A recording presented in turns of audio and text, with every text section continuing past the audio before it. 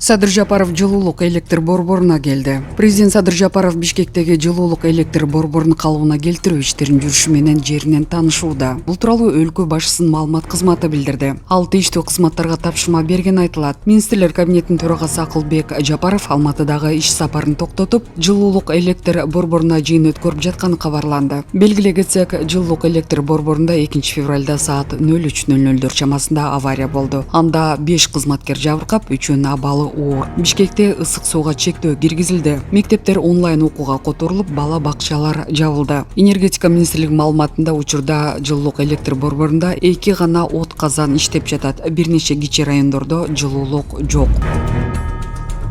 Бишкектеги ооруканаларда пландык операциялар убактылуу токтотулат. Бишкек шаарындагы ооруканалар штаттык режимде иштеп жатат. Жылуулуктун температурасы төмөндөгөнүнө байланыштуу пландалган операциялар токтотулат. Бул тууралуу маалымат жыйын учурунда Саламаттыкты сактоо министринин ордун басары Медербек Исмаилов билдирди. Министр ордун басары маалымдагандай, ооруканаларда калган кабыл алуу, текшерүү иштери улана берет. Төрөтканаларда да өз ишин улантат. Палаталарда температурасы төмөн болсо, кошумча жылытуучу каражаттар колдонулат. Бардык ооруканалар штаттык режимде иштеп жатат, бирок пландуу операцияларды убактылуу токтоттук. Ооруканага жаткырууну дагы убактылуу токтотуп жатабыз. Дүйшөмбү күнү абал такталгандан кийин кадимки режимге түшөт. Ыкчам кызмат амбулаторду кабыл алуу кадимки режимде иштеп жатат, деди министрдин ордун басары. Исмаилов төрөт үйлөр боюнча маалымат топтолуп жаткан зарыл болгон учурда төрөт залдарын электр энергиясы менен жылытуу каралышы ыктымал экенин кошумчалады. Маалымат булагы Ком пресс.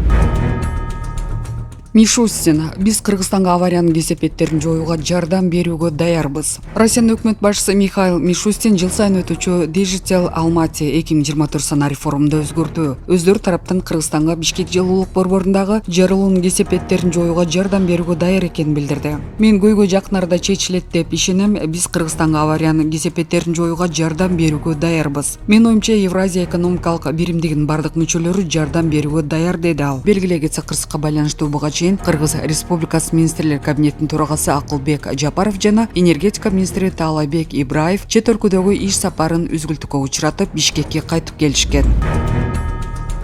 Буршайком депутаты Эмилжан Кырчиевди мандатынан ажыратты. Борбордук шайлоо комиссиясы 2 февралдагы отурумунда Жогорку кеңештин Альянс фракциясынын депутаты Эмилжан Кырчиевдин депутаттык ыйгарым укуктарын мөөнөтүнөн мурда токтотуу боюнча чечим кабыл алды. Маалымат кылайык, Эмилжан Кырчиев мандатын тапшыруу боюнча өзү арыз жазган.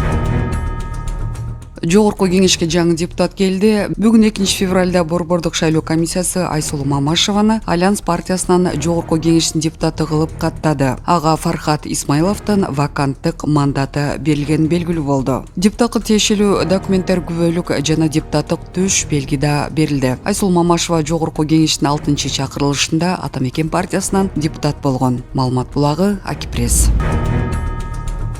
Россиядагы 100дөн ашык кыргызстандыкка иш берүүчү тартып алган паспорттарын кайтарып берүүгө жардам берди. Россиядагы 100дөн ашык эмгек мигрантына иш берүүчү тартып алган паспорттарын кайтарып берүүгө жардам берилди. Бул тууралуу эмгек, социалдык камсыздоо жана миграция министрлигинин басма сөз кызматынан билдиришти. Маалымат кылайык, жабыркагандар министрликке караштуу жарандарды чет өлкөдө ишке орноштуруу борборуна кайрылышкан. Кыргыз Республикасынын эмгек, социалдык камсыздоо жана миграция министрлигинин Москва шаарындагы өкүлчүлүгүнүн жана Екатеринбург шаарындагы башкы консулдук тарабынан берилген маалыматтын негизинде жабырлануучулар Россия Федерациясындагы модуль компаниясынын жардамы менен ишке орношуп, аларга жакшы иштөө шарттарын жана айлык акыларын сунуштаган. Бирок Россия Федерациясынын аймагына келгенде ишкананын жетекчилери 100дөн ашык кыргыз жарандардын паспорттарын жана башка документтерин тартып алып, аларды оор жана кооптуу шарттарда эмгек акысын төлөбөстөн жана социалдык кепилдиктерин бербей иштөөгө мажбурлашкан. Буга байланыштуу борбор жабыр тарткан жарандардын укуктарын жана кызыкчылыктарын коргоо боюнча чараларды көрүү үчүн Кыргыз Республикасынын Ички иштер министринин экстремизм жана мыйзамсыз миграция менен күрөшүү кызматына тиешелүү билдирүүлөрдү жөнөттү. Натыйжада Кыргыз Республикасынын Ички иштер министрлиги Кыргыз Республикасынын кылмыш жаза кодексинин 168 беренесинин 1-бөлүгү мыйзамсыз миграцияны уюштуруу боюнча кылмыш ишин козгоду. Борбор чет өлкөдө иштөөнү пландап жаткан Кыргызстан жарандардын сергек болууга, ортомчу фирмалардын жана иш берүүчүлөрдүн ишенимдүүлүгүн жана мыйзамдуулугун текшерүүгө чакырат. Мыйзамдуулукту борбордун борбордун мигрант KG расмий сайтын жумуш менен камсыз кылуучу жана жеке агенттиктер, жеке иш менен камсыз кылуу агенттиктердин тизмеси бөлүмүнөн текшерсеңиз болот. Ошондой эле борбор эскертет, Кыргыз Республикасынын тышкы эмгек миграциясы жөнүндө мыйзамына жана Кыргыз Республикасынын өкмөтүнүн жарандарды чет өлкөдө ишке орноштуруунун тартиби жөнүндө токтомуна ылайык кыргыз жарандар борбордун ишеним телефондору аркылуу чет өлкөдө ишке орношуу маселелери боюнча акысыз консультация жана маалыматты колдоо алууга укуктуу. Байланыш үчүн телефон номерлери +996 559 189 900 +996 224 550 332 +996 227 550 332. Маалымат булагы, кабар KG.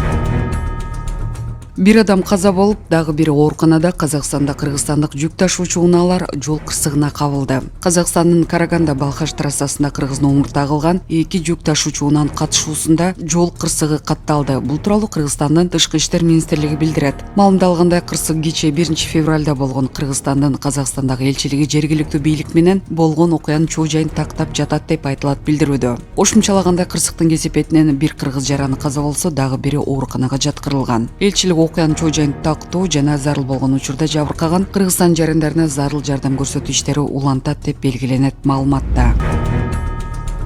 Бишкектин четиндеги конуштан ымыркайдын жансыз денеси табылды. Окуянын чоо жайы Чүйдүн Аламүдүн районунда ымыркайдын жансыз денеси табылды. Облустук ички иштер башкы башкармалыгынан Кактус KG сайтына ырасташты. Такталгандай, 1-февралда саат 17:37 чамасында Алматы жана Айланма көчөлөрүнүн кесилишинде жаңы төрөлгөн ымыркайдын жансыз денеси табылган. Аталган маалымат каттоого алынып, сотко чейинки териштирүү иштери жүргүзүлө баштаган. Алдын ала териштирүү учурунда баланы 20 жаштагы К.А. аттуу келин таштаганы аныкталды.